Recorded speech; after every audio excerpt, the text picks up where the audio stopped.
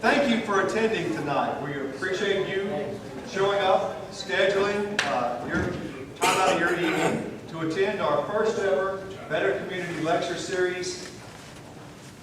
Not really much of a series with the first ever, but thank you for going on. We hope to encourage more conversation, though, by what we hope to be a continuing effort at bringing in nationally known speakers to talk about planning issues, perhaps some other issues, but certainly planning issues, because that's our forte, to make better communities and better regions out of that. So that's what's the emphasis for today. We appreciate you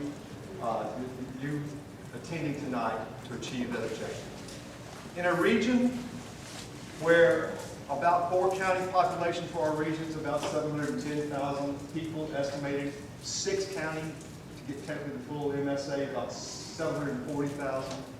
But of that 710,000, the core city, our central city, is only about 28%, which is kind of unusual for us. If you include the 8th ward that slipped away about 100 years ago, that's different from Little Rock's perspective, who broke free and became North Little Rock, say from their perspective, it's only about 38%.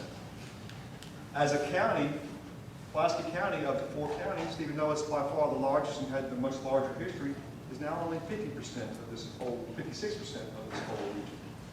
Yet still 71% of the jobs are within 10 miles of right here. So we've created a dispersed region that commutes in to work for the most part. This is the type of discussion we need to have on the heels of decision making regarding I-30. There's a huge debate going on right now, and will continue to go on, about what the impact of I-30, that decision one way or the other, will be. There is no debate that land development patterns over the past half century, of decades long, land development patterns, has ended up in a region where we have, I think it's the 8th highest percentage of freeway miles traveled as a share of vehicle miles traveled. So am I saying that correct, Jonathan? Yes. 8th highest percentage. 51%, 8th highest in the country. Of all urbanized, top 100 urbanized areas, we like to travel freeways. Not arterials, but we like to travel freeways out from the outlying areas. This is our region. The question we ask you tonight is, can we afford it? And on that, I'm going to invite Joe Minicozzi of Urban 3 to step up and speak to us as our first guest lecturer. He is a graduate of the University of Miami's Architecture School and followed up with a master's in architecture and urban design at Harvard. He's a principal of Urban 3 out of Asheville, North Carolina. Let's give an Arkansas welcome to Joe Minicozzi.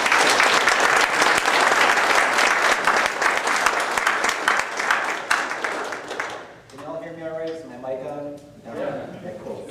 I'm going to go through a lot of different random stuff, and what I like to do with my presentations is put my lessons up front. I'm just going to cut right to the chase. I look at cities a little differently from most folks, and I have to try to find a way to talk about them differently. So thank you for having me here, by the way. This is my first time in Arkansas ever, so this is kind of exciting. I drove in last night from Memphis. When I think of cities, I tend to think of them a lot like people. It's the easiest way to kind of put them in perspective. They all have a trajectory. The same way that I have a trajectory, so here's how I started my life when I had hair, and this is my path, right? So you all have this path, and you have this trajectory you see in your family. Sometimes it gets a little scary, it gets a little too close to be true. More importantly, I look at this guy, this is my father. So I have 2 genetic issues. I'm genetically Italian. From my name and how much I wave my hands around, I'm 100% Italian. But we also have a genetic predisposition to heart disease. Every Minicozzi male in the whole lineage that we know has had a heart issue. My dad had a 7 bypass heart surgery. 7. Like, what do you call that, septuple? Now, I could sit there and say, oh, this isn't going to happen to me, I'm fine, and I'll eat bacon every day and pizza, you know, these foods that I like. Or I have to sacrifice. I have to, if I have bacon, make sure that I load up on a bunch of fruit and salads over the next couple of days. I have to exercise. I have to lower my stress level. These are all things that I have to do every single day because I'm conscious of those issues. Right? So what I frequently ask communities is, who's your grandfather? Who's your grandmother? Who do you want to be when you grow up? What issues are you looking at that Little Rock is facing today that some other city that's older than yours has already faced? Are you asking those questions? Who's had your heart attack? So in Asheville, North Carolina, where I'm from, we're constantly talking about Atlanta, Charlotte. Those are places that are way beyond our scale, way beyond our age, but they have lessons in their DNA that we could learn from, right? I'm not my grandfather or my father yet, but I'm seeing those patterns emerge. Cities have that over a longer period. So just, who are you guys tracking? When you have these numbers of we're 8th in highway mileage, well, who is that? Are you guys on your path to be Houston? Is that something that you all agree to? Do you all want to be Houston? Who's number 7 on that list? And keep that in mind. So that's one of my lessons right there. That's it. That's city planning to me. Is having a model in your head of where you're going. The other lesson I've got out of this book, this is a kid's book I found in a garage sale, and I carried it around with me forever because I'm a planner and I'm a nerd. Now that was awesome, so I read it. It's a teacher's guide. City, town, and country, right? City, town, and country. Some of you might remember this book. It's from 1959. 3rd grade textbook. So in kindergarten, you learn about your house. 1st grade, the school. 2nd grade, the neighborhood. 3rd grade, you learn about regional planning.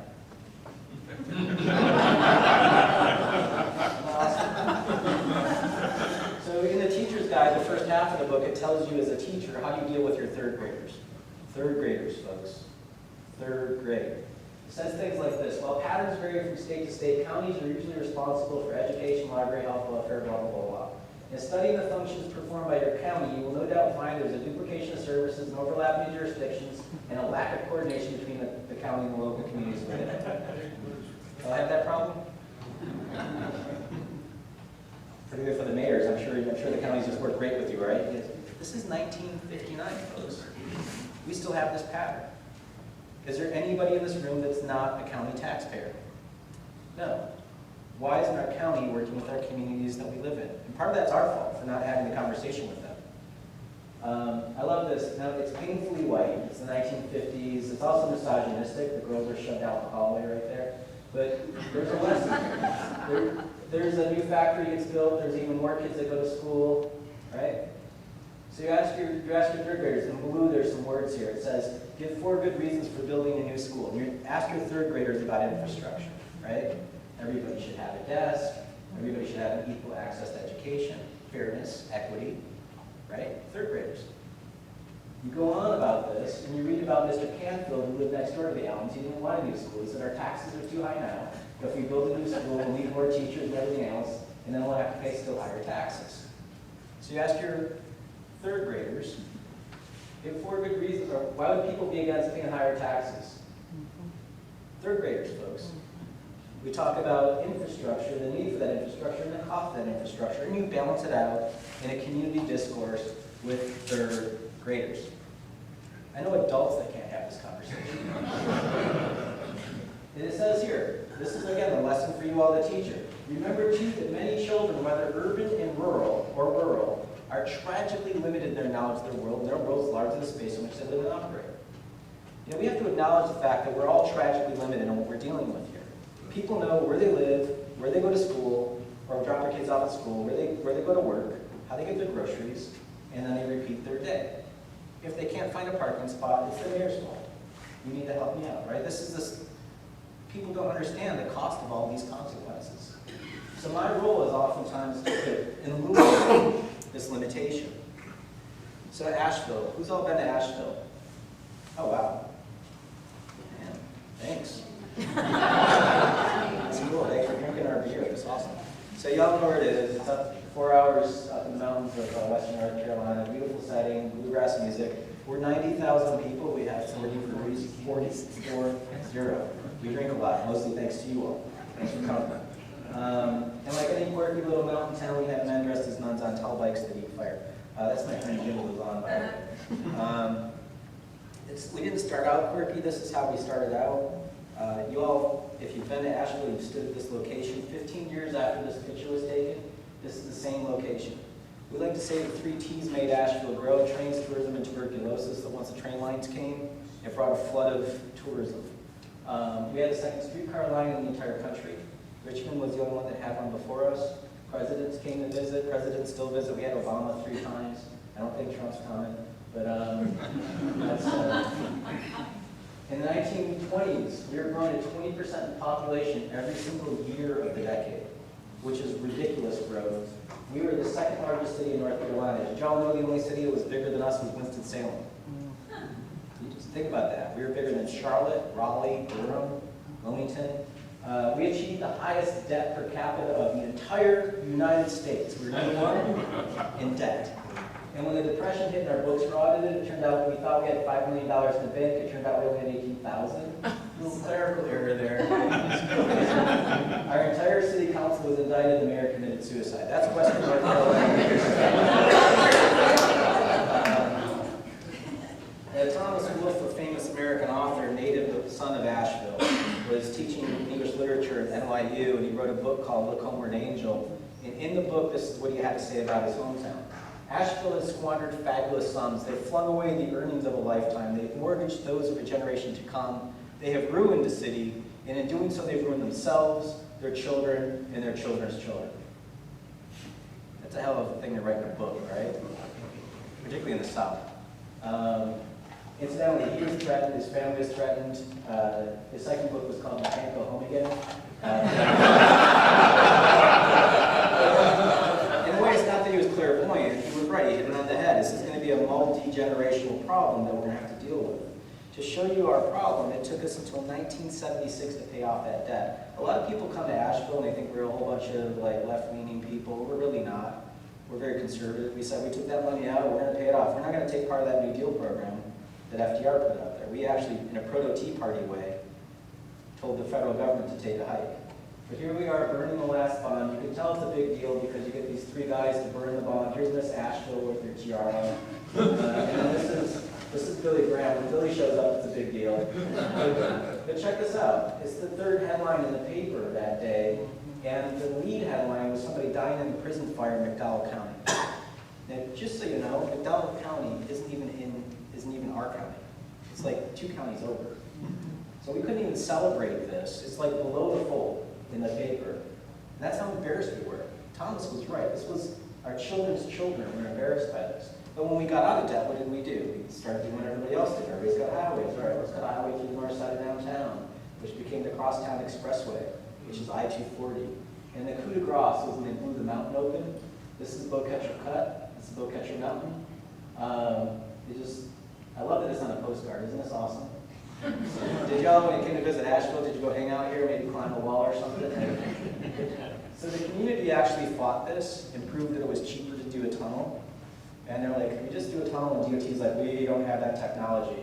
Even though like some lost civilization of humans left us a tunnel right there. Apparently that didn't transfer the 150 feet. On the other side of the cut, the mall happened. And our downtown died. Does this sound familiar? It basically cannibalized our retail. Shifted it to a new location. And these are shots from downtown from not too long ago. So the Asheville that you all visited, that's a 1990 Chevy Celebrity right there. That's not too long ago. That's like, well, that's right within our generation. This is downtown Asheville. And we just had all these boardings. Now the saving grace to being in debt for so long is we couldn't do urban renewal. We couldn't do those other things to tear these buildings down. It actually saved us from ourselves. So we essentially had all these buildings boarded up. But we developed this attitude. Like a Greek choir, anytime somebody tried to fix downtown, those children's children would rise up. That's not who we are. We're not New Orleans. We're not Savannah. We're a rural mountain town. We're not city people, right? Did y'all have some of these people? Every community I go to has this entrenched attitude of the bias of what they think they are, this tragic limitation without understanding what they really are. You're building a city here. For tens of thousands of years, we used to inhabit these things. This is who we are as a collection of humanoids. This is what we live in. It's our economics. So Julian Price moved to Asheville. He was from Greensboro, North Carolina, living in Seattle at the time. His family's like, please come back to Greensboro and get your inheritance. And he's like, I'm stopping in Asheville. and he moved into Asheville, collected his inheritance, put $15 million into a real estate development company called Public Interest Projects where I work. So it's a for-profit real estate developer. 75% of his money we would use for fixing sticks and bricks, fixing buildings, and we would reserve 25% to seed entrepreneurs. So you had a great idea for a vegetarian restaurant, we'll put you in business. And we're going to work with you on keeping you in business. That's the way our model works. So it's about getting people living downtown, but it's also about having spaces on the street for things for people to do. A nightclub, restaurants, things like that. So this is one of our buildings before and after. Same building. And it's all about basically allowing that opportunity. Now luckily, we were operating with 100% equity, so we didn't have to go to the banks. Every time we went to the banks, they're like, oh, no one's going to downtown. What are you guys doing? Or they jacked up our interest rate because they had all that risk that they were taking. Luckily, we could operate with all of our own money, so we didn't have to deal with that. It was all about making that market happen. But what we found ourselves doing constantly was explaining to the community, why does it matter to you all what we do in your community? What's the data behind this? What's the math behind what's happening in our city? So I'll give you an example. So we're a $15 million investor. Downtown in 1991 was worth $100 million. So there's a portfolio of buildings. It's a $100 million taxable asset. Can you follow me? That's the value of all those buildings. Just by fixing up those upper stories and getting them occupied, this is what happened to our tax base. It went from 100 million to 500 million. We didn't get a new building in our downtown until about 2008, right? So all that value is here. Now to show you that it's not all love and roses in Asheville, we're all not marching like kumbaya together. These are some actual campaign ads from the 1990s. This is this guy, Chris Peterson. I love Chris, he's a riot. And these are his campaign ads. Like, the city started doing streetscape projects, all this stuff to prime the pump for people like us to come in and fix buildings, right? So they did some parking garages, $26 million of investment. So look how he thinks, look, this is Chris's attitude. This is what's happening to the taxpayer. Look, he's crying. Past council decisions. Just chat with this guy. Here he is crying over here. I guess Chris likes people crying. But downtown development for bureaucrats instead of water, sewer, streets for our citizens. All right, $26 million. Anybody have $26 million in your pocket? It's a lot of money. Okay, let's go back to this. If you invest $26 million on a $100 million asset, and that asset grows to $500 million, it's investing 26 and yielding a $450 million return. Is that a good return on investment? Why the hell do you listen to Chris? Now, Chris is entitled to his opinion. He's not entitled to the facts of what's going on here. So put the facts out there. Let's talk about them. Where are we getting our wealth? This is a pretty good return on investment. Let's do more of that. So we talk with our community this way because there's very little difference between our real estate development company and you all, the citizen. So just look at this from Oxford Dictionary. Incorporate, to constitute a company, a city, or other organization as a legal corporation. So your mayor, if it's a strong mayor form of government, is the CEO of the corporation, and you all are investors in it, the same way we're investors in our corporation. Does that make sense? That's the dictionary. It's not only the dictionary, it's the law. The city is a corporation, the county is a corporation, you're shareholders in both of those. You're also a shareholder in the state, you're also a shareholder in the federal government. This is Joe Biden was on Stephen Colbert a couple months ago, and he said this: the United States is the largest corporation in the world. And I'm like freaking out at like midnight watching this. And so of course I'm a nerd, so I look it up, and there's the US code and title, chapter, and subchapter for any legal nerds in the audience. We are a corporation. We gotta have cash flow, right? If we don't have our eye on our cash flow in our business, we go under. So I bring this up because my city, Asheville, 90,000 people, is worth $12.8 billion. We're a $15 million investor inside a $12.8 billion real estate investment company called Asheville. So my mayor is 6 times the value of this guy. Do you think Ted Turner wakes up every day and goes, gee, what am I doing? Of course not. Wouldn't you expect Ted Turner to look at numbers to figure out that his shows make sense, that he's getting good ad revenue, all that stuff? So why shouldn't we expect that same thing out of our cities? How does this stuff cash flow? Y'all follow me? Did I get too nerdy there? You guys got really quiet. Numbers for you guys? So my city is essentially a finite boundary of land that has to be managed, just like a big farm. And for those of you that know farmers, you know that how they look at their farms. They look at it as a big economic model, right? What's the crop yield per acre? How does it fertilize per acre? What's the labor per acre? They have a production model, right? So my city, my state made it illegal for my city to change its boundary, by the way. We're the only city in the entire state that has that lovely gift from them until December 31st, 2025. Kind of awesome. If you ever want to see some fun state politics, please come to Asheville. Our state legislator called us a cesspool of sin. And I was on the Downtown Association board, and we're all like, gee, did he really mean that? His second comment was, not the good people of Buncombe County, it's just that city part. Actually, it's just the downtown part. That's where the weirdos are. Like, next guy. But speaking of weird, so that streetscape project happened right in front of this building. This is one of our buildings. We took it from this state to put in retail, office, and residential. The city did the streetscape project. So thank you, city. Thank you. So awesome. This is a subsidy in front of our building. We didn't pay for it. So thank you for the garbage can, the bike rack, 2 benches, and the street tree. That's awesome. We took this from $300,000 of value to $11 million of value. The taxes on that property shot up 3,500%. That's money you all get, right? It's not my money. That's the money that comes out of that building and goes to the city coffers. That's your return on our investment, or your investment in the sidewalk.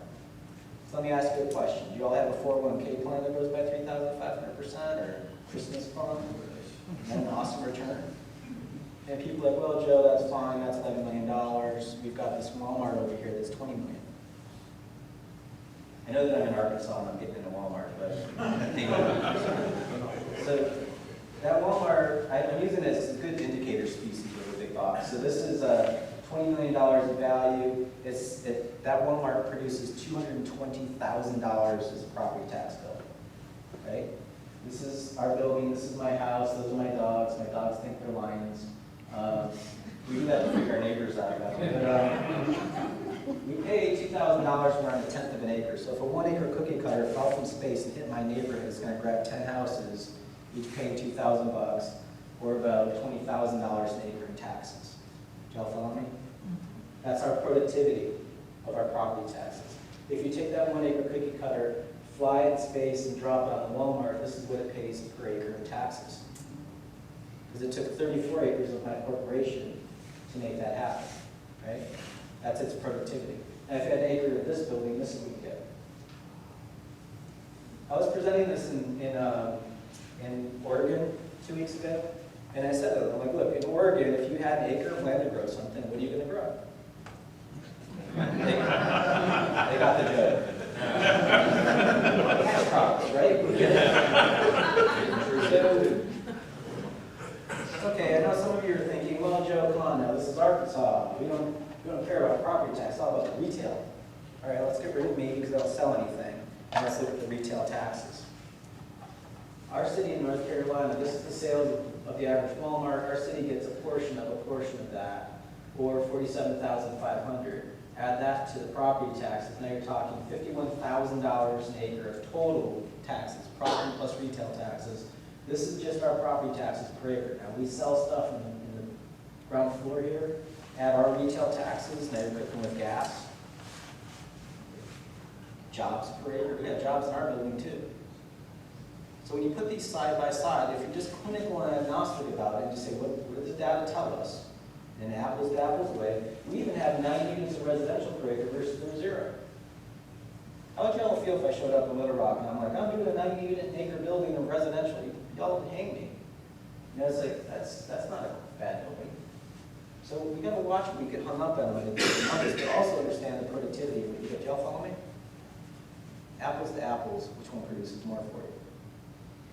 So, okay, back to Walmart for a second. So I was presenting at the International Association of Tax Assessing Officers in Sacramento. Anybody hang out with, is there an assessor in the room? Anybody ever hang out with a bunch of assessors? It makes a congress from the ruralism feel like Burning Man by comparison. It's the most square conference, and they're good people. It's just that they're math geeks. They're real nerds about stuff. But this guy was presenting at 8 in the morning. He was the director of property tax for Walmart. And he was presenting spreadsheet after spreadsheet on how cheap the buildings were. And I'm in the back of the room drinking my coffee thinking, this is awesome. He's getting all of his property tax bills lowered in one meeting.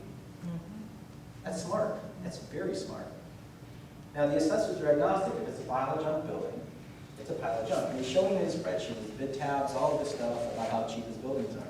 Now, I'm an architect too, and I'm like, my heart's collapsing in the back of the room. And so I'm like, how is he getting away with this? So I went up to the microphone and I asked him, I said, Mr. Terrell, what's the useful life of one of your buildings? And he immediately shot back at me, 15 years. We'll be out of that building in 15 years, maybe 20. We designed that building on a quick depreciation cycle to depreciate it as quick as possible so we can get into another building and depreciate it again. We want to maximize our depreciation on our investment. The buildings are insignificant to us. It's more about the transportation system. So that's it, folks. From the mouth of babes. That's their investment in your community. That's their relationship with your community. That's the value that they have in that transaction. It's not that it's bad. Don't hate the player, hate the game. This is our tax system, and they have figured out how to maximize it. Defend your community. But also go into it knowing full well that your relationship with that Walmart is about the same relationship that you'll have with a cat. 15 years. We at least mourn the passing of the cat, however, right? So that's the city side. On the county side, now we have a not-so-great relationship with our county. We've got 2 voters out in the county for every 1 voter in the city. This is why they do the strange politics to us. So we like to point out, all right, here's the average city resident and what we pay in county taxes per acre. So again, remove the city tax out of this. This is what we pay to the county versus my brother and sister who lives out in the county in residential taxes. So rather than hate on us, how about a thank you card? You know, we're more than happy to shovel our tax dollars out to you. Because when I call the police, the sheriff doesn't show up. I have to pay an additional burden called city taxes. So let's just be straight about the data. I'll have the whole thing copied for you all if you want it as a PDF after the show. So here's the mall. Now you see why an elected official would go after commercial versus residential. Let me let you in on a little dirty secret. Who are your representatives elected representatives? Are they residents or are they commercial people? They're residents. What do they typically skew their policies toward? Protecting themselves. That's just the way our politics works. We set up our tax system to put it on the backs of the commercial developer, and there it is. Right? We're always going to give ourselves a tax break because, hey, I live here. It's just our bias.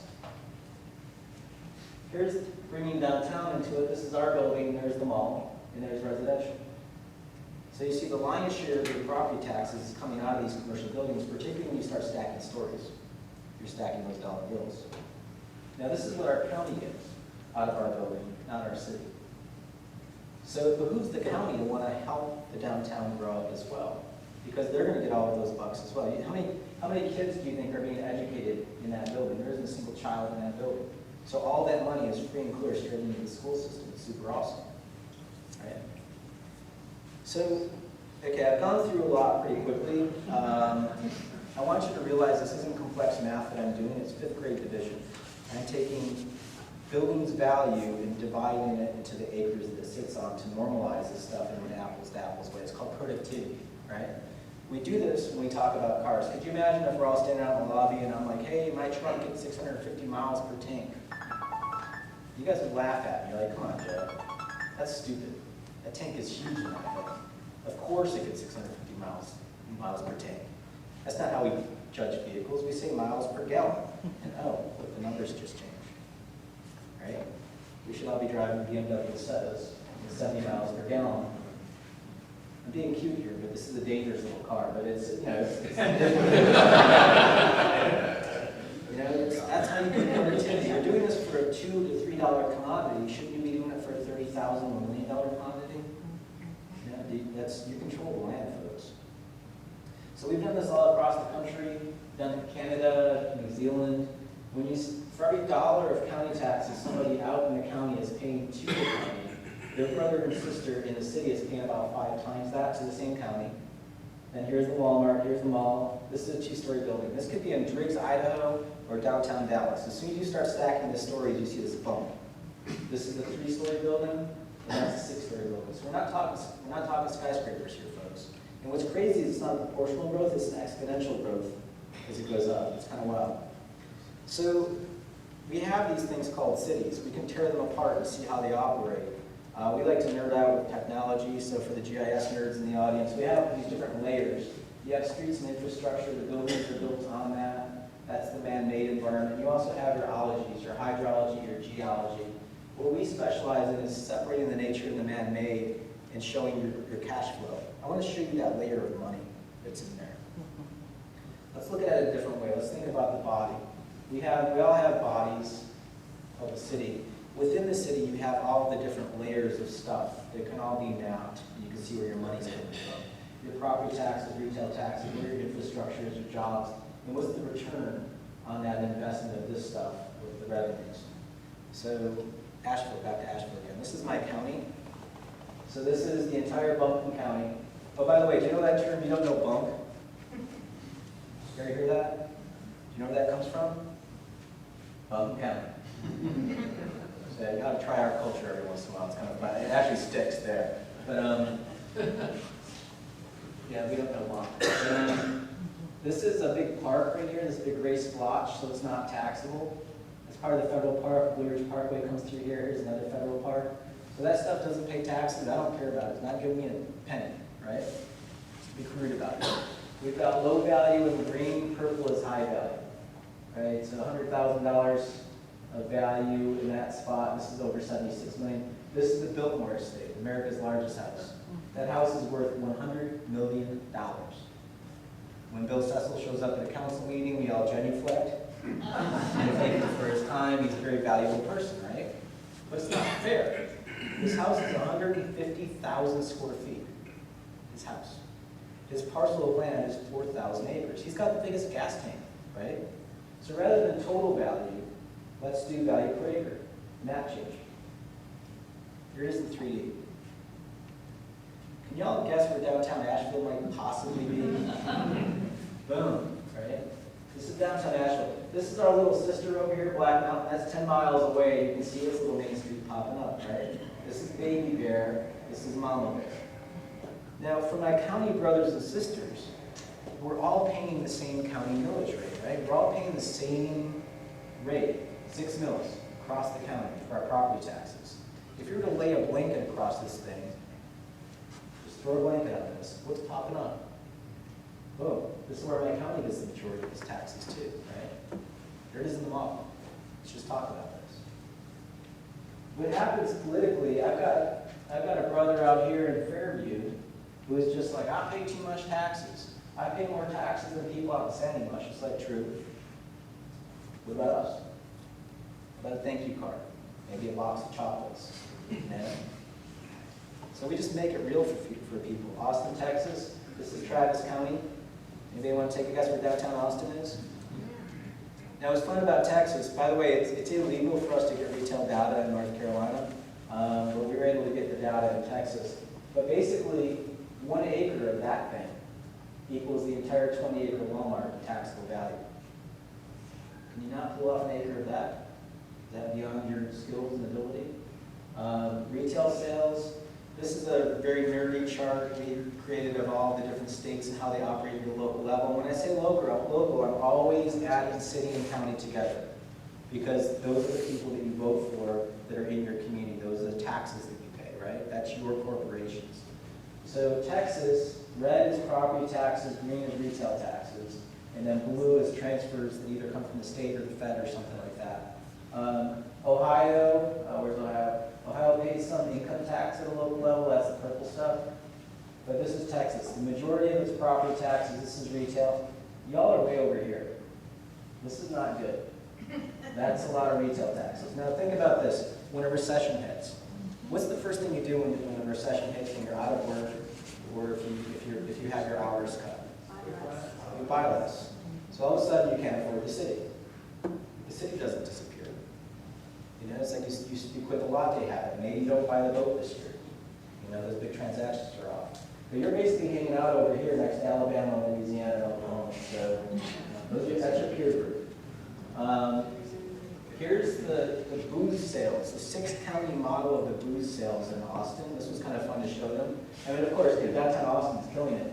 I was presenting this at 8 in the morning at a breakfast luncheon, a breakfast thing. I was like, hey, what's going on here? This is the district south of Congress, south across the river, past where the bats fly and stuff like this. And I'm like, you guys are killing it. Like, that's the college area. You guys are like drinking your face off. And there was like a group of people in the back of the room. They're all like, woo! Like, are you guys drunk this early in the morning? Like, woo! That's the data. Here's their retail transactions. What is downtown? This is the mall district. This is where you go out to those, you drive to the exurb of any community, you find the mall, the Best Buy, the Walmart, the Target, almost pretty much a monolithic retail environment. And it's not keeping up with an area that's got state office buildings, regular office buildings, housing. It's got all of those uses, and it's still more productive at a retail level. That's the data. And it's not just Austin where we see it. We saw it at Syracuse, New York. I don't know if y'all ever been to Syracuse, New York, but that's a 6-story mall, that little pixie stick that pops up. The chairman of the board for the Downtown Association, it was really kind of funny, he didn't believe this. He's like, there's no way that mall is being beat by our downtown. Like, how sad is it when the chief advocate for the downtown won't believe the data? And he's like, my daughter shops at that mall. And I'm like, okay. She's like, she drops $200 a month. I'm like, so how often is she there? He's like, every weekend. I said, 8 times a month, $200. You ate lunch downtown today, what did you spend? And he goes, $12. I said, multiply it times 20. And he goes, oh my God, I spend more money than my daughter. Like, yeah, there's our biases, there's the way that we think the world operates, and there's data. Look at the data, tell you what's going on. Syracuse is nothing to write home about from a downtown perspective, and it's still killing it. Nashville, this is the Green Hills Mall in Nashville, that's downtown. Again, let the data tell you the story of what's going on, then react to the data. So speaking of Nashville, here's their downtown. Here it is here. This is the Gulch area right there. And that's what's going on versus all of Davidson County here. Sure, the Gulch is killing it. Averaging about 16 million an acre of value. But you find things like this infill, $7 million to $11 million an acre for the infill buildings. Those small investments inside the neighborhood, just filling in on the infrastructure that you already have.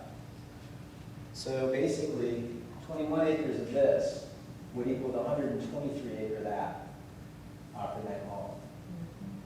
I like this, half an acre of the Tequila Cowboy, which is also wannabes, which is kind of a really perfect name. Half an acre of that equals the 52 acre 100 Oaks Mall. Do the stuff that returns you more wealth. Put your priorities where you can gain the most wealth. Do the thing that gets you more benefit into the future. Which one's going to be here 100 years from now? This building's 100 years old. Which one of these is going to be here 100 years from now? So Greenville, we just did this 10-county metro analysis. There's Greenville, South Carolina. Here's Anderson. Here's Spartanburg. It's kind of a tri-city metro. They have 1.4 million people. They're going to be adding 300,000 to their community. It's not rapid growth, but it's growth. So we measured it. Oh, incidentally, their retail sales, we measured that too. But here's what's going on in Greenville. This is, Anderson's got something going on. A little spike right there in downtown. But Greenville was kind of a little bit mind-blowing. It takes up 3% of the county, the city of Greenville. It's producing 19% of the county's property taxes. So from a productivity standpoint, it's a 1-to-6 ratio of productivity. So imagine having 100 shoe salespeople and one person selling 6 times the shoes of everybody else. It's good productivity, right? Y'all follow me? Looking at the downtown as part of the city, it's 1% of the city's area. It's producing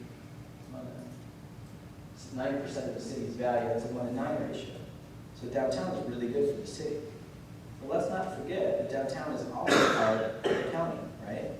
Downtown pays county property taxes. So let's measure that. It barely shows up as a footprint. That's the footprint within the entire county.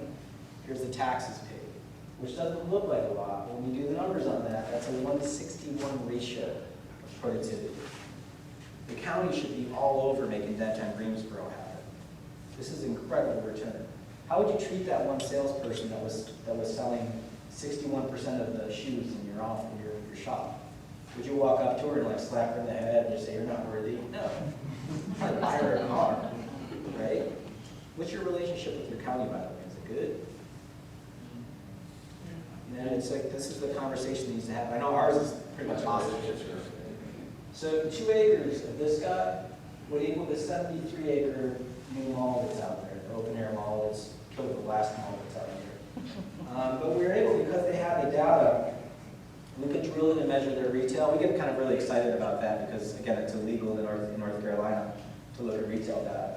So this is the land consumed of downtown Greensboro versus the new power center.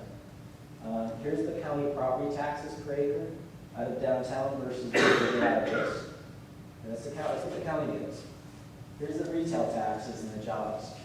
Retail taxes per acre out of downtown Greenville versus the power center, national chains. Here's the jobs per acre. Okay, now that we know this, let's ask the next question about these businesses, the retailers that are doing this kind of production. On which side of this ledger, here or here, who's hiring the local attorney, the local ad agency, the local the local accountant? Right side. The right side. Now let's ask the more less measurable but more touchy-feely things. Who's on the planning board? Who's on the local nonprofit United Way board? Who's sponsoring a Little League team? Right side or left side? Now, these are ways that we can destroy the fabric of our own community if we don't pay attention to it. Just measure it. And again, return your wealth on where you get it. So we took the next step. This is the amount of land that they chewed through already in the 10-county area. Here it is, if you just make a big circle out of it. And so we just said, look, on this current trend, just you're at 1.4 million, you're adding 300,000. On the current trend, this is the amount of land you're going to consume going forward. If you don't do anything, that's what you'll burn through. So let's put the red stuff next to the green stuff. This is the amount of new land you're going to develop, 920 square miles versus that. So with that comes all the new infrastructure, everything else. We just want you to be aware of that. Doesn't that look a little weird when this is 1.4 million people and that's just 300,000? Now you didn't need to do that. You don't need to go out and break open all that new soil. There's a lot of wasted land within this gray stuff. You could recycle it. You don't need to consume all of that. This is if you were compact, how much land you'd need for the same amount of people. Again, figure out what you can consume and what you can afford. So let's recap. This is the amount of land they've blown through. This is the amount of land they're going to blow through. Now, I don't know what 920 square miles looks like. You know, that's a lot of land, right? This is it compared to my town, Asheville. So we told them, look, you could build 20 Asheville's if you want to. Is that your plan? Are you going to do that? Or are you just building 20 Asheville's worth of strip malls? Or this is Charlotte at the same scale. You're building 3 Charlottes for 300,000 people. What kind of value do you want to have out of this? Or it's like 3/4 of Rhode Island if you really want to put it up there. We're map nerds. We like to do this kind of stuff. And that's a lot of land to go through. So Redlands, California. This is a little town way out on the east side of Los Angeles. We asked them about that building there. And they're like, we asked community members, what do you think that building is? And they were like, oh, it's this thing. This is the tallest building in the downtown. $6 million an acre for that guy. No, it's actually this guy. There's the numbers. 20 million an acre, 21 million an acre. This is 6 million. This is the most potent building in the entire county. Right? This was kind of cool. That's a shoe shop. 3 acres of that thing would equal the 12 to 13 acre Walmart. I'm not like just beating it into the ground now. Is this dull? You guys getting this? Is it entertaining? Or sometimes I get too excited about this and nerd out. But so we just went through it. This is the new power center. It's got the the Kohl's, the Barnes & Noble, all the Ross, Dress for Less. This is all the new shopping mall thing. 47 acres of that in property tax, or in, retail tax. This is the downtown. The 47 acres of that would equal the 120 acre this. This is the property tax. You combine them. Basically, you only need 18 acres of this thing to equal that. What that looks like is this. So this is the amount of land area that you need to consume to have the equivalent return on all of that. Now let's ask the more ephemeral question. Which one of these would you put on a postcard? This stuff or this? Would you put your Main Street on a postcard, or would you put this mall? This is the reason why I use a lot of postcards in my presentations. I want to drive that point home. There was a time in which we enjoyed these buildings. They also did this downtown mall. This was kind of fun. The mall's dead now, so we went into the mall and said, all right, let's just hit the delete button on urban renewal and just say that you didn't do this. We found their old buildings that they tore down. This is a map from the Sanborn maps, and so we reproduced it. So here's the mall currently. It's about 5.6 million. In its heyday, the best it ever reached was 10 million of value. Now this is called foreshadowing right here. That's what's left of downtown. Because when we built, replaced the buildings that were torn down, this is what they tore down. So let's put them side by side. They essentially took what would have been $21 million of value and knocked it down to $5 million. Or it's called 6. Did y'all follow that? So they basically threw away those buildings to do that mall, which wasted real estate and a little bit of value. So if we're going to make America great again, we should hit the delete button on urban renewal. So I'll just kind of close with one last example, because that's all the revenue side of things. You also have costs. And so what are those things that you're measuring to run against your taxes to figure out what they cost? So we did Lafayette, Louisiana. Anybody know Lafayette? And, you know, Cajun people, they're kind of quirky. They're super fun. The mayor, his name is Joey Durrell. Joey hired us to look at the full ROI. And he's like, Joe, we're broke. People don't understand how broke we are. You need to show them how broke we are. He runs a pet store and a pet supply place. So we started digging into their numbers, and I was like, oh, Mayor, you actually got broke once before.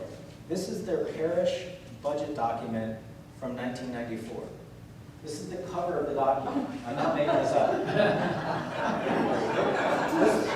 What's the state of affairs for the parish when they're like floating in the water, you know, about to go under by a tsunami and eaten by a shark? And so, okay, they're politicians. When faced with this difficult information, what did they do? Kick the can down the road. Next year is going to be better. To her credit, undeterred, the finance officer was like, hey, did I mention how screwed we are? And then the third year, because the citizens of the parish are also citizens of the city, what did they do? They're just like, we don't want our parish to go down. So they did a joint city-county government. So here we are coming in 20 years after this happened, and they're right in the exact same spot. So we asked them, in 20 years, what did you do to change your habits? Because you're right back here again. I mean, did you fire the artist from the first few years? What did you do? So they're measuring it. Here's their downtown. This is some new urbanism. And they generally spread out into the parish. I got it. Taking things like pavement. You all own pavement. As a developer, when I build in your community and I give you the roads, it's not a gift, folks. It's a liability 40 years from now. You get to replace it. So we took all the roads, 6.5 square miles of asphalt. That's a lot of asphalt. And this is in 1960. When that developer gave you that road, this is what you should have set aside under the red brick. So when we fix a building downtown, I put an air conditioner on the roof. What I'm doing in a cash flow model is I figure out what that cost of that air conditioner is 20 years from now. And I need to replace that, because 20 years from now, I can't just reach in my pocket and pull out $50,000, right? So I have to bury a little piece of that in the rent every single year, and it goes into a savings fund or something so that I can pull that out in the future. That's a cash flow analysis. So you should do the same thing with this asset that I just gave you. That's what you should have set aside every single year in the model, because this is the cost. Now the problem is, in 1963, another developer showed up, so you took on more roads. And you kept on taking on more roads until 2009, when you wised up and you realized you're not going to do it anymore. Well, guess what? Roads don't disappear. You can't just pick them up and like throw them over at Baton Rouge and say they're all yours, right? No, you're stuck with them. So in red is your debt load that you built of the cost of all your roads. In blue is your revenue. Let me ask you a complex municipal finance question. Do you have enough blue to pay for the rest? Now, if you're already starting to feel pain on this, this is how it's going to perform out into the future. Do you have enough blue to pay for the red? Make it easier. Do you have enough blue to pay for the red?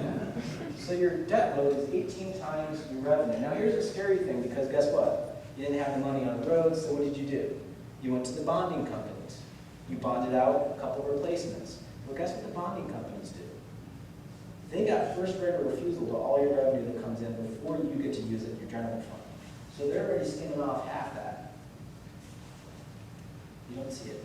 So you really only have $25 million to try to cover $1 billion worth of liability. Do you think that they're alone in this? Do you guys know how your model works? Same way. So, faced with this information, when I presented it, one of the commissioners responded to me by saying this. I love this statement. It's not where you do, it's what you believe. I believe I look like Brad Pitt. Sooner or later, I walk by a mirror and I get different information, right? There's doubt. What's funny about Lafayette, a public works director responded to this by saying this statement. There's no such thing as an infrastructure fair. I love that. So we had to Photoshop Kevin in on that.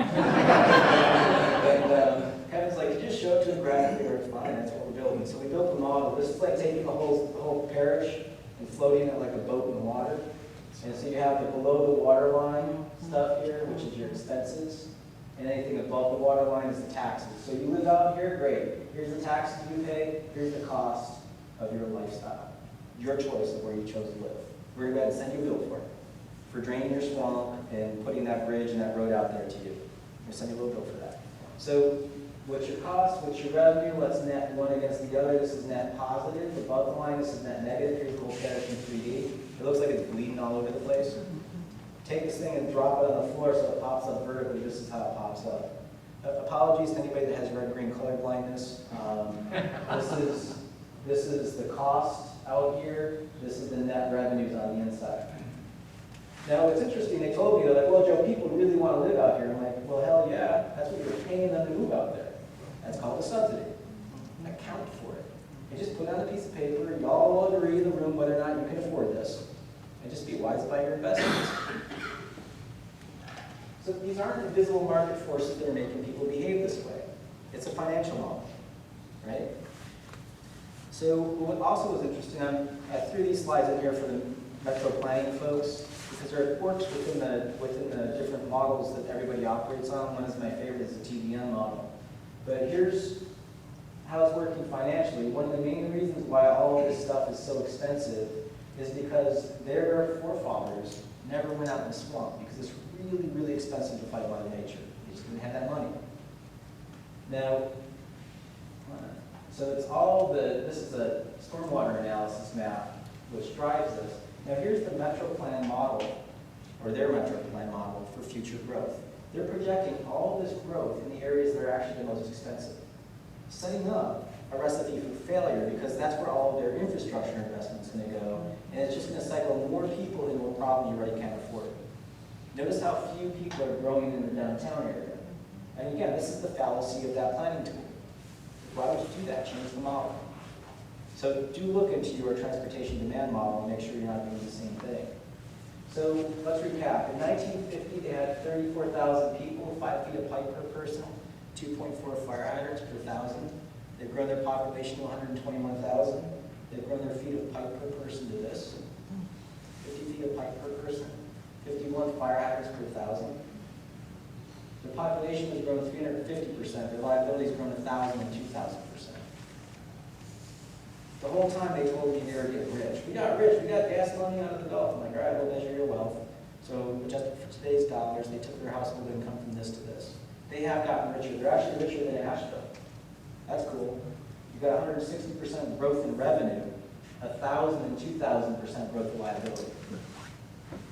This is like you getting a raise for like $2,000 a year and convincing your partner into building a 85,000 square foot addition on your house. It just doesn't make sense.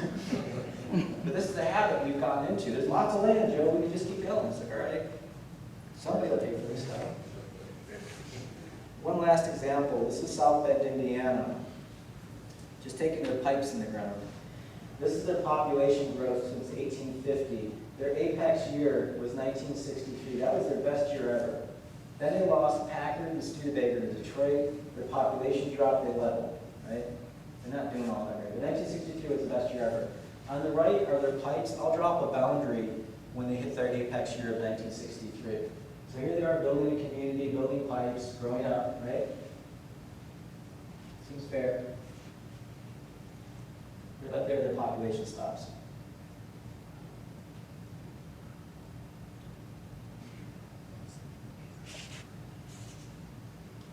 Don't see a problem.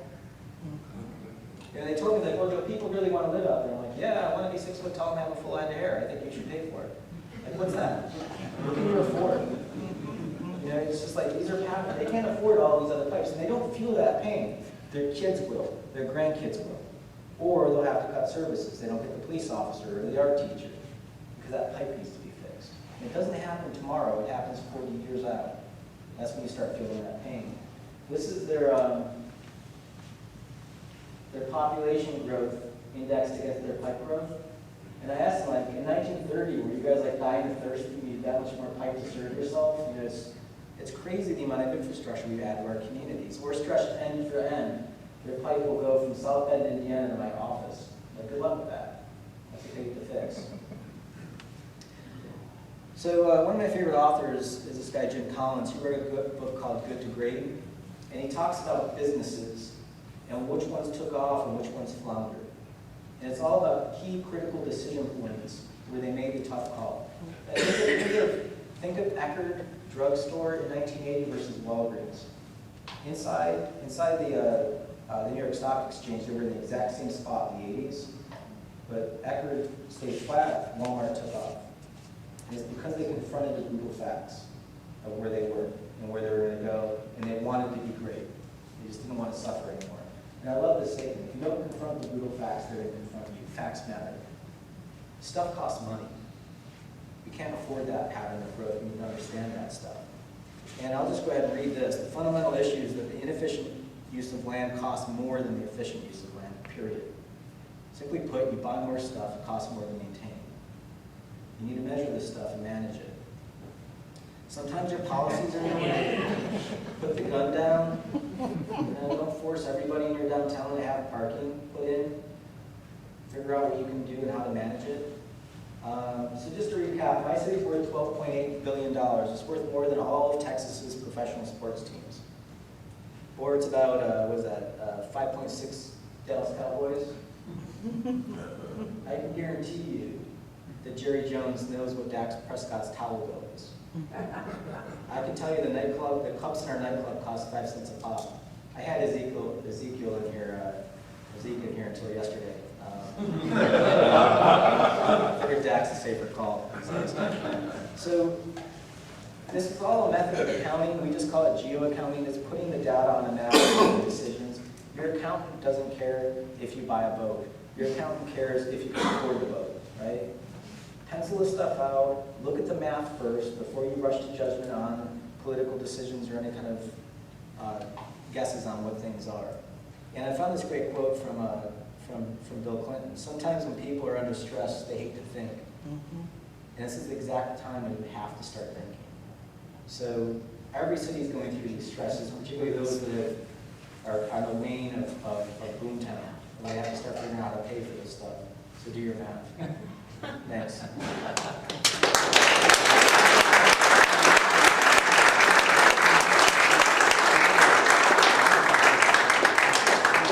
Take questions if you all have any questions. What does your model say about the ROI of widening interstate capacity through downtown?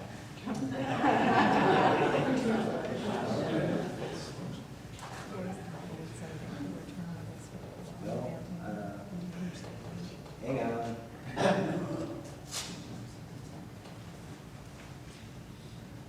There's a great quote from, we were talking about this in one of the side rooms over here before the presentation. Jonathan Barnett said it the best, which is widening highways to fight congestion is like fighting obesity by buying bigger clothes. It doesn't really change the problem, you just get fatter again.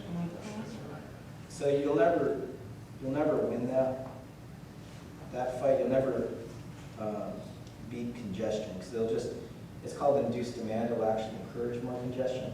What I would encourage you all is demand that they're following the NEPA models, particularly if you're using federal dollars. And they have to go after, they have to show whether or not this is going to cause induced demand.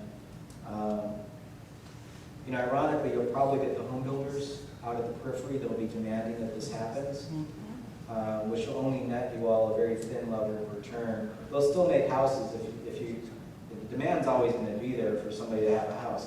Whether you subsidize it to be out there or allow it to come in town and the existing infrastructure, you're still going to get the house. They'll still be able to build something. Let me just show you something here. Yeah.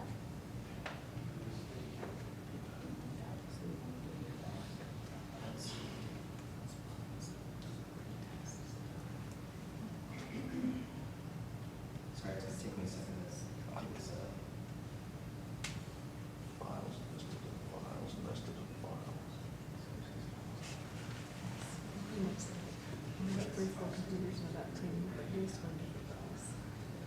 So we did this project in Asheville.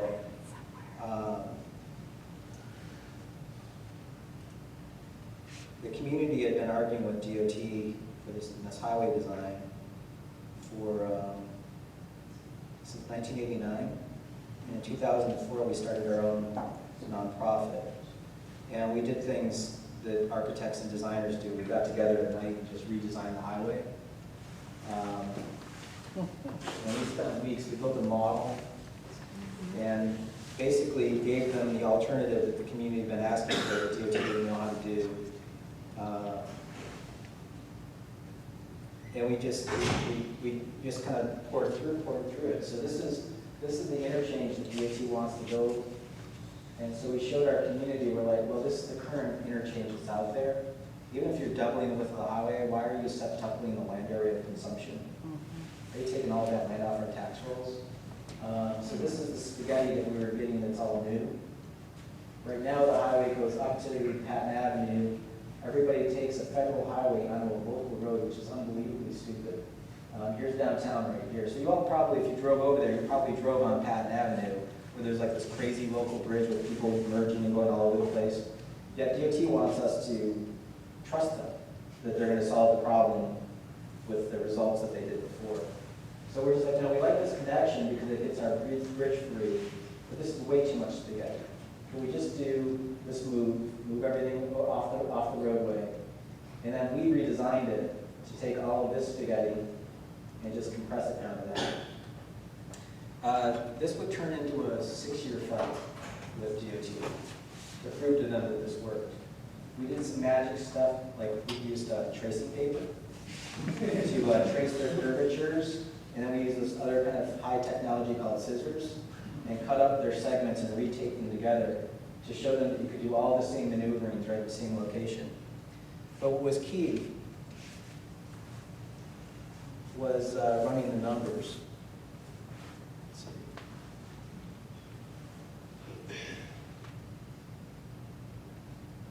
So we were after getting this land back here and over here. Once they ran the highway through, here's the river right there. So this is one of the key spaces. The other thing that's kind of weird is you can pretty much tell where the public housing is. This is ridiculously inhumane. They have a bridge going to this moat of people over here that are surrounded and choked off by a highway. The community's been against that, just isolation, since it was created. And so Asheville wants to repair that past and say, okay, let's just reconnect that neighborhood back into this neighborhood that used to be here that got blown out, and let's rebuild it. And do a local road connecting through here and do new buildings. So this is the view today, here's where it could be. Now, as we're doing this, we're running the numbers showing how much new development would happen in that area, and this is the taxes we get out of it. So go ahead and do your highway, but don't waste our real estate, because that's $111 million of taxes for a city, county, and school. You have to do these numbers because DOT's not going to do it. And in defense of DOT, they don't understand that. They don't do development, they don't understand land use. They just do conduit. So the question for you all is, how big, how many acres is this project? 500 acres? How big is your downtown? 100 acres? So this is something that's going to be 5 times the size of your downtown, and you're letting plumbers come up with a design. Would you let your plumbers design your house? No. Because what do plumbers do if they design your house? They put conduit everywhere. They would just plumb your couch and call it a day. Why have a separate room?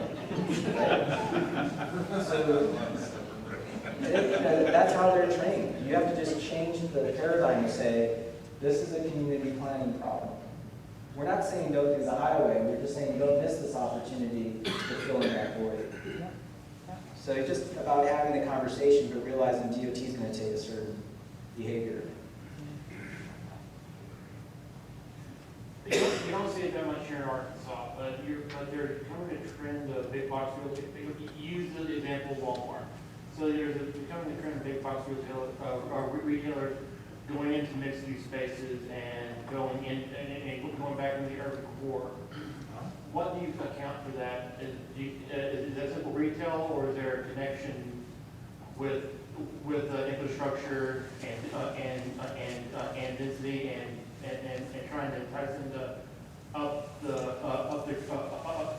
their civic participation? But they're following people. You know, if you got more people moving into downtown, they'll follow it. They just want to make a buck, right? So they're going to count the rooftops. Unless you're in Minneapolis, where you're the home of Target, and they do it out of civic pride. But for the most part, where you put your people will steer where the retail goes, and they'll just follow you around. They're tracking your rooftops or looking at your trip counts in your roads. It's all a mathematical model. You can induce it. You can induce them to come into the downtown by making the price sweet.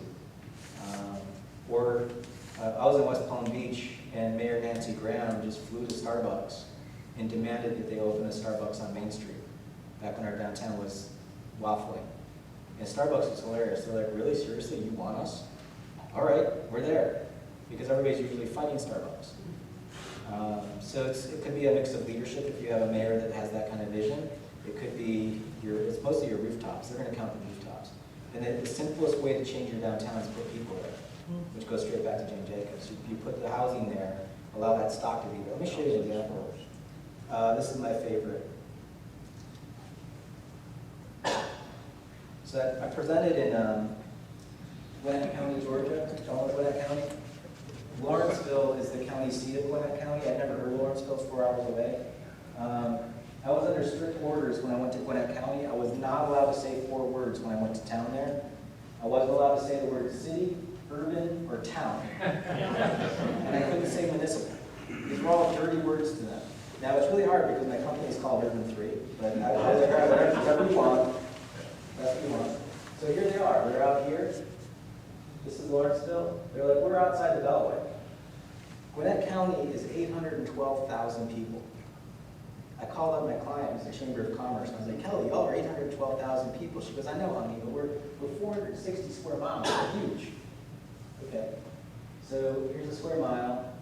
Gwinnett County is a density of 1,900 people per square mile. Real simple math. 800,000 divided by 460, right? Real hard. That's less density than DeKalb, Georgia, which has a piece of Atlanta in it. It's mostly Decatur. Right? So that's less density. But they're more dense than all these other places. So I was presenting to them that night, and I was like, hey, can y'all tell me, you all are 200 people denser than Mecklenburg County. What's in Mecklenburg County, North Carolina? Charlotte. How the hell did you get denser and didn't produce a Charlotte? This is Nashville. You're 600 people denser than them. Both of these places have a professional football team. You don't have like the Lawrenceville Cowboys, right? This is Austin. You're double the density of Austin, Raleigh, Asheville, Chapel Hill, North Carolina. That's what 50,000 people in a rural environment looks like. That ain't it. So when we did their model, I was kind of blown away. And Josh McCarty was the analyst on this. I'm like, Josh, can you turn it on its side? So he turns it on its side. That's the last farm right there, by the way. They did 100% development across the whole entire county of strip malls and subdivisions. Same thing. So this is what they got. It looks like a 1970s shag carpet when you turn it on its side. So the reason why I was freaked out is this is what we typically see. And this is Orange County, North Carolina, and I can see the 3 different municipalities. And I can see Main Street, Main Street, Main Street, new urbanism, and here's your residential. It's all in there. So how did you guys do this? These were deliberate policy choices that they made to not let anybody grow up. So this is the most potency they got in their entire county. All of these places are less dense, right? So just to rub it in, we made an economic heart monitor, putting Gwinnett County, Travis County, and Davis County side by side by side, we post them out. So we got a peak value of 192 million here, a peak value in Travis County of 476 million, and y'all are flatlining at 8. You've got all the same horizontal infrastructure as this stuff, and none of the vertical to pay for it. So I asked them, these are your choices. You chose this path. You wouldn't let any of your towns grow up. They would have incrementally grown on themselves, but you fought that. You said you're not that, so now you're this. Are you guys broke? And they're like, oh yeah, we're broke. How did that happen? And they fought me. They're just like, but we're not urban. And I said, look, man, the National Association of Realtors said that 30% of your community would choose that product. I'm not putting the gun to everybody's head here and say move to downtown, but there's 30% of your market would choose that. Some of you may be in this room. Now let's say the National Association of Realtors doesn't understand real estate. They have no clue what real estate is. They're 200% wrong. What's 10% of 800,000 people? And she said 80,000. I'm like, yeah, you should have made Asheville by now. So I think that when we talk about market numbers, when there's the downtown, it's like those people are here. They're in your market. They would choose it, but the habitat has to be there. We would have never been able to sell buildings in our downtown had the city not made the habitat right with the streetscape and all those other things, the parks and plazas and all that stuff. So that when we came in with the buildings, people have that public realm around them. And that's what it takes. It's a different habitat. Sorry, I kind of like drifted off here, but that's really always enjoyable. So what would you have us do? I mean, okay, just, I haven't lived in Northwood Rock, but this is Little Rock, okay?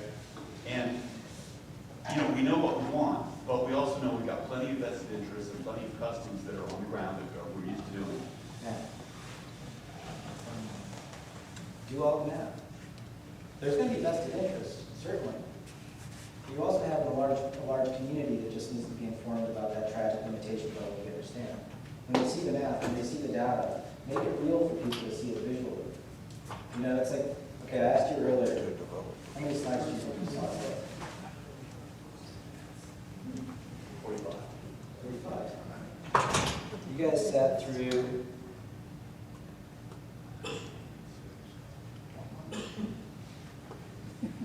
164 slides on taxation tonight. And I went over during Q&A with an additional 30. So you probably saw like 190. Did it feel like 190 slides on taxation and municipal finance?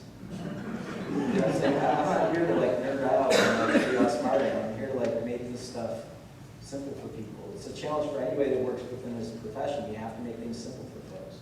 People are busy. They don't have time to read a 3-ring binder that's this thick. Make a simple picture.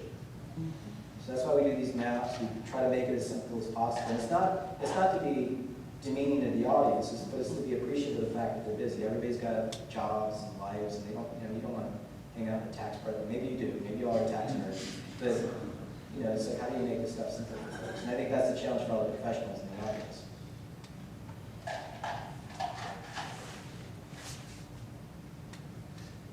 The 45 is a compliment. That was fast. Anybody else? When Terrell answered your question about the depreciation, I understood you to say in his response he also said something about transportation factoring in to that. If that was correct, what I heard, could you explain how Walmart looks at transportation in regard to depreciation and moving on? I'll talk about depreciation, but also talk about Walmart transportation. So, okay, Logitech built this clicker, right? I bought this from Logitech online. Would we all be, if you were to buy one of these things, would you be turned off if Logitech charged you for the cost of the plastic? Or like the aluminum in this case, would you be upset if they made their money back on the cost of that aluminum? Of course not. Because they got to stay in business, right? The way that our tax system works is real simple. You tax me on value. So there's a perverse incentive to build junk in your community. you also don't tax me for that infrastructure on a per linear foot that I consume of it. Which is really weird, if you think about it. Like, what business would operate that model where they don't get their money back? At the very least, our taxes need to cover the nut of what it costs for your investment into that development. But we don't do that, because the reason why I was at the assessors conference, you guys are getting all my greatest hits, was to ask them about taxation. That I'm no tax assessor, I didn't know where this stuff came from, but here's one of my favorite maps. This is, so you've got two values in your property. Go back and look at your property tax bill. You'll see a land value, and you'll see improvements on land.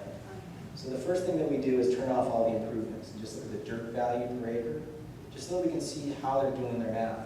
And we find crazy things like this. You expect the world to look like this. Everybody in the neighborhood has the same dirt value per square foot, per acre, whatever, right? You see everybody's blue. It's about $15,000. But how is it to be that guy right there? Where you're over $45,000 an acre in red, everybody else around them is somewhere around $15,000. That's called an error. So what assessors do is they do long-form calculus and like Excel spreadsheets, and they just hope that it works out. They've got a really weird model. It's like 300,000 parcels of land they have to figure out value for. Now, I don't know if, let's just talk about housing. When my wife and I bought that house, it was not a rational exercise in purchasing. We were solving an argument. It's kind of like, oh yeah, we like this one.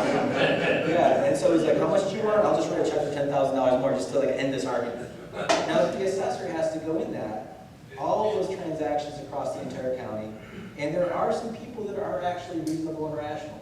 Most people are not, and they have to normalize that. Some people pay too much, some people pay too little, and they do this mathematical model to find out where the middle of the bell curve is.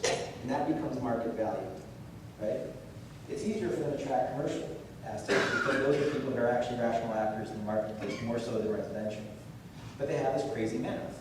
Well, it yields all sorts of weird anomalies like this, and then they leave it up to you, the property tax owner, to come in and appeal it if you think that it's wrong, right? That's how the system works.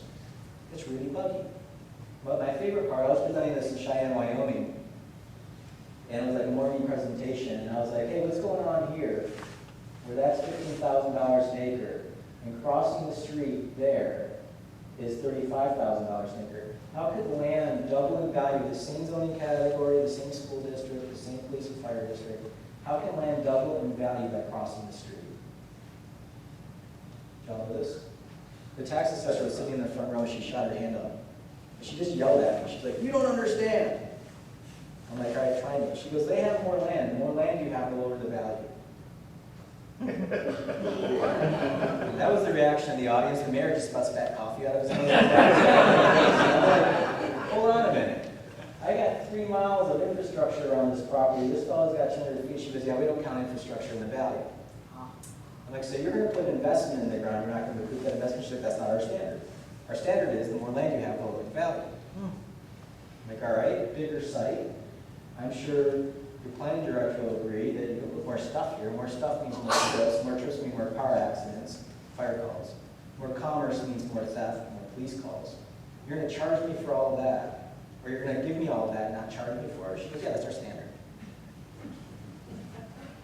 So I was at the assessors conference. The reason why I went there was to ask them about this and ask them where they got that standard. And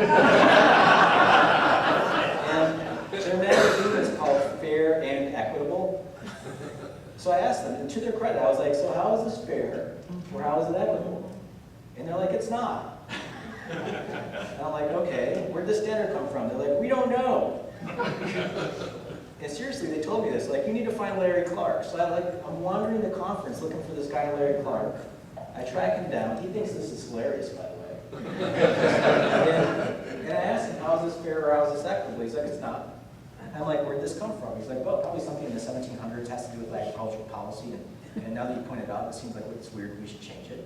He's like, but you know, Joe, this is going to take a while to trickle through the system. It's not just like going to magically happen overnight. This is definitely inequitable. This is how our cities are run, folks. So one could look at this and say, that's an incentive to do what? Where do you find the bigger parcels? At the edge of your community. Right? So I get a discount for going out there, consuming more of your resources. You have to send more pipe out there. Right? You're not charging me So, just to kind of get a little ugly, Bloomberg did an awesome article on Walmarts. When I started getting into this, I talked to an economist in New England to turn me on to this. The average Walmart pays about $220,000 in property taxes. It costs you all 2.5 police officers per Walmart for every Walmart that goes in your community, of full-time salary. That's how many police calls they get, because they typically cut down their staff. And they also have this really weird policy that you can just walk into a Walmart with anything and get your money back for it. So it encourages theft because you don't have to have your receipt, right? They call that leakage in Walmart world. And I think it's like the $41 billion worth of leakage nationally. Shrinkage, yeah. That's all put on your backs. 2.5 police officers. What's the average salary of a police officer? $40,000? Now, as you know, you don't just pay somebody a salary. You have to have infrastructure, insurance, holidays, pension. So multiply 40,000 times 2.5, then double that or triple that again for all the overhead. You need to have a legal office. You need to have a space for them called the police department. All that gets packaged in. Then you have to go buy them a car that's worth what? Any mayor? Would you put your spot on? $32,000 a car. You'd have a nitrous kit on it, a bunch of guns.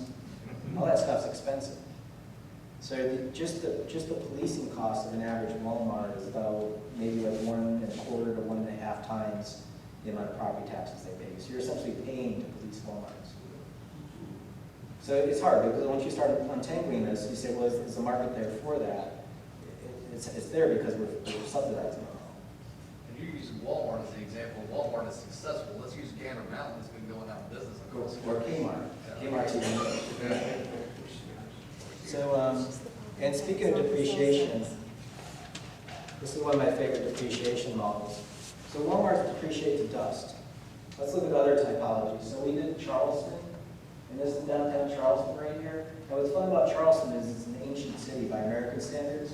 So we went ahead and grabbed all the buildings that predate the United States. Anything born before the Declaration of Independence, out of date, right? Outside the building, and there's built in 1686. This is the oldest liquor store in the entire country. That's clearly a revolutionary. So we pulled all those buildings. Here they are in plan. These buildings withstood, what, half a dozen hurricanes, half a dozen wars, some fires, an earthquake, and they're still there in the portfolio. 21 acres of these buildings. Last year they wrote a check to the county for $630,000. Right? That's what the county got. The city got its own check. The downtown got its own check. $630,000. Now, we pulled the Walmart out the county. The Walmart happens to be 21 acres. Last year, we wrote a check to the county for $47,500 or $47,000. Same footprint. Which one's going to be here 100 years from now? Now, these buildings haven't always been awesome. They've had their dips and valleys, but they're the architectural typology that were built to last, and they can come back. This is a value statement. If you want to have cheap, throwaway architecture, good, you got it. Your tax system rewards that. But what kind of longevity do you want to leave for your great-grandkids? Yeah, that's a fun one. So, part of your conversation is about density and taking a very productive, small piece of land and replicating it in a very dense allocation of land. How realistic is that density in what you're proposing? I mean, doing the math, it sounds great, because you can't put 143 shoe stores side by side by side by side by side to get that revenue. So what urban planning do we need to think about in terms of how you do that density planning? Because you have talked about 2 and 3 stores, and that's great. But a lot of downtowns are 6 stores or better, and you say that's where the money is. So how's an urban planner do we plan around that notion? Again, back to the first slide. Find a model, once someone's been around for a while, and replicate the models that produce value. And Charleston's a perfect example. Do they not have retail downtown? Are people not able to get a roll of toilet paper or a slushie? Of course. But we don't have buildings that were built prior to the signing of the Does that take some sort of rocket science and technology to create? No. Are your zoning codes in the way? Are you doing things that actually give more benefit to this crap out here? Yes.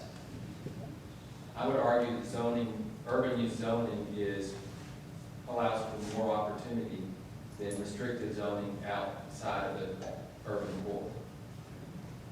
I'd have to see your zoning. And I think if you do the math on this stuff and pencil it out, this is not difficult technology. It's illegal in fire codes, in zoning codes, all of that stuff. And is this person spontaneously catching on fire? Is that too difficult to do? You know, let me ask a different question. Show of hands in this room, who grew up in a multifamily building? Multifamily, like an apartment or a townhouse or condo. Who grew up that way? 2 people. Out of what, 80?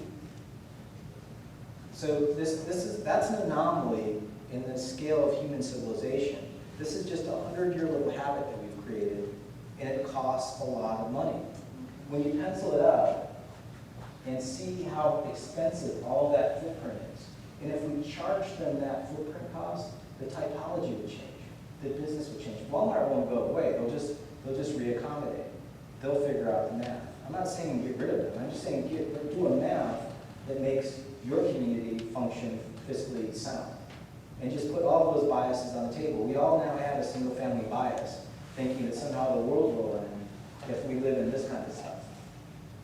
Yet you can go to Charleston, it was common sense. And they built wealth, so they're at $13 million an acre of that value versus the Walmart at $800,000. So the math is there to show you where the subsidies are, just account for them. And figure out whether that's worth the long-term haul. Stuart made one comment, he said that he felt that downtown zoning would allow more flexibility, or was it easier to handle than suburban zoning? And I guarantee you that a regulatory process that I go through with mixed-use neighborhood is much more difficult than if I was going to build strip centers or if I was going to build apartment complexes in suburban areas. It's not even close. And that's only on the zoning side. And you get past the zoning to the real problem, which is actually the technical side of the code when you're dealing with fire, and you're dealing with municipal utilities, water and sewer, and that sort of thing, and then you're dealing with franchise utilities. The technical side is actually even more difficult. So it's not even in the same ballpark. Actually, urban design stuff is much more difficult than suburban center. So we're talking about zoning. I'm talking about zoning and then technical. Well, right, and I just stopped at zoning. Well, I'm telling you, zoning is harder too.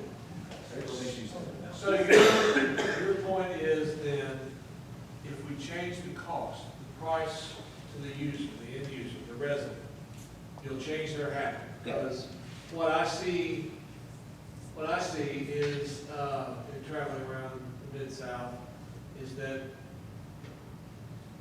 attitudes and as you were pointing out, people's experiences lead them to make decisions, as you were talking about settling that argument with your wife, based on their personal preferences. And so in a competition model, if one municipality price, one county or one municipality is not easier to do business with or attracting more, providing a cheaper supply of infrastructure than the next. Don't worry about it. You can't control that. Well, That's here's the thing, in Little Rock, we haven't worried about it for about 30 years, and so some of our neighbors who are here have attracted great increases in population to Little Rock's loss. We've got those neighbors out in the county Yes. in Asheville. And what we constantly show them is, please just send us a thank you check for all the money that we give. And then it just, so for 4 years, I did a State of the Downtown address in my community.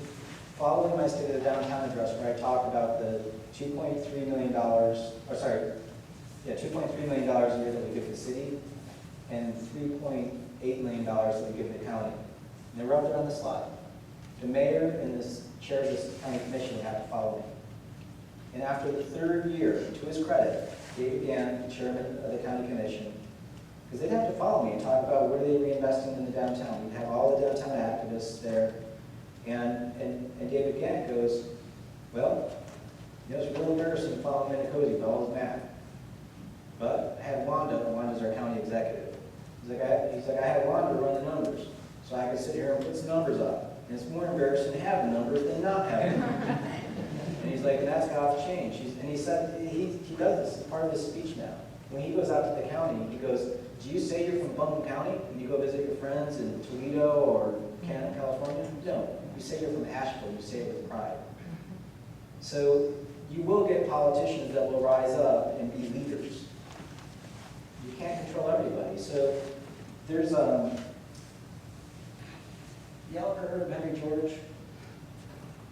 Henry George, land value taxation, 1800s.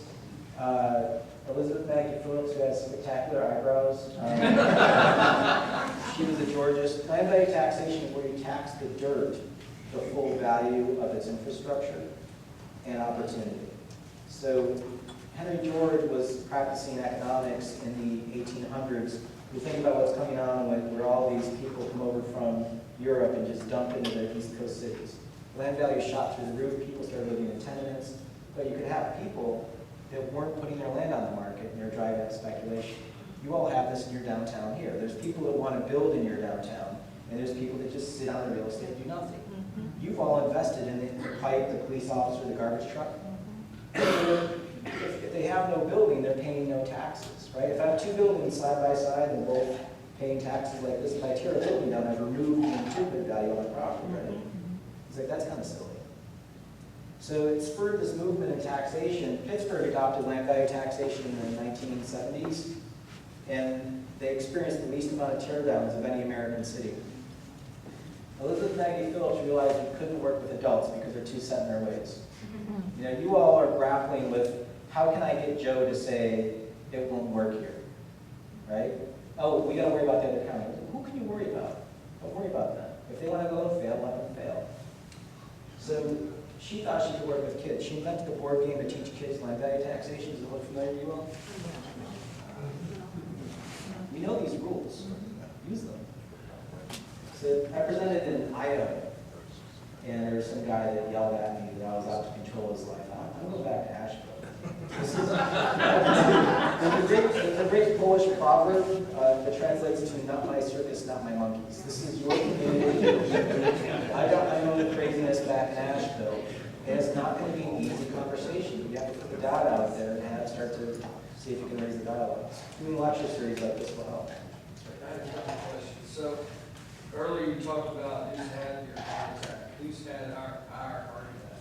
What city should we be looking at? Dallas. Dallas? That's where That's the closest example. I would do, I mean, you've got a demographer here. He's already got a list of who's got the miles that you guys have. I would see who the next couple ones up on the pecking order are. And then the other question, so we've done the math, see the problem, we agree with what they're saying. So how do we incentivize smart growth? What are some examples? What do we change? What do we do? Back to the heart attack example. So when my dad had his 7 bypass heart surgery, and he's getting wheeled in on his gurney to go to the surgeon, and we're Italians, we're all like yelling at him. Are you stupid? You ate too much. I mean, that's the way we show love in Italians. But the doctor pulled my 2 brothers and I aside, and he said, "That's in you." Right?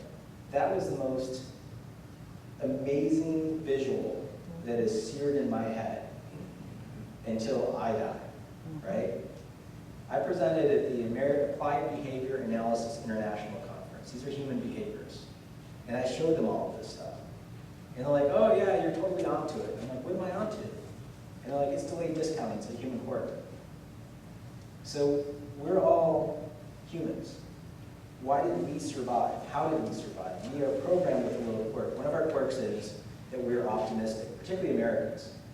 And the easiest way to explain it is think about we're all hunter-gatherers, we're going out looking for an antelope, we don't find that antelope. We don't go back to the tribe and kill ourselves. We go back to the tribe hungry, wake up hungry the next day, and that day is the next day we're gonna get an antelope, right? It's an optimism thing, it's a behavior survival mechanism. Maybe we do an antelope dance, something superstitious, and that's how we keep going. And so they're like, go out on the sidewalk and find a 20-year-old smoking cigarettes and ask that 20-year-old if they're gonna get cancer. What are they gonna say? I'm not addicted, I'm gonna quit when I'm 40. I know one 80-year-old still smokes, I'm fine. We have this way of turning up. Who in this room, for the younger ones, who in this room has enough savings for retirement? For the older people in the room, who wish they saved more money? This is a quirk that we have. So you have to, and so think of it this way. If that 20-year-old felt lung cancer every time they drew on that cigarette, they'd stop. So what we all need to do is do the math. The reason why we do those models that are dripping blood, we want people to see how costly it is. It's reinforcing to see that. And this is not easy stuff to do. It's just that you have to keep on putting that forward and get people to realize, because everybody will laugh. You know, if you walk out the door, I'll eat a hamburger, you know, or bacon.